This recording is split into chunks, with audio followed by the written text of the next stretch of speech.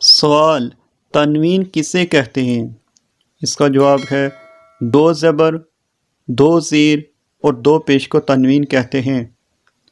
تنوین نون ساکن ہوتا ہے جو کلمے کے آخر میں آتا ہے، اس لیے تنوین کی آواز نون ساکن کی طرح ہوتی ہے۔ تنوین والے حرف کو پڑھنے میں اسٹوڈنٹ سے ہونے والی غلطی: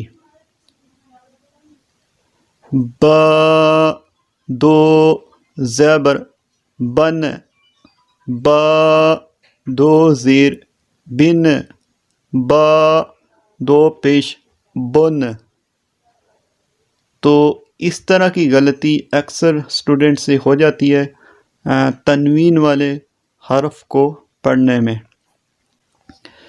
تو تنوین والے حرف کو ابھی میں آپ کو پڑھ کے بتاؤں گا، اس طرح سے پڑھنا ہے جو با دو زبر بن، با دو زیر بن، با دو پیش بن، بن بن بن۔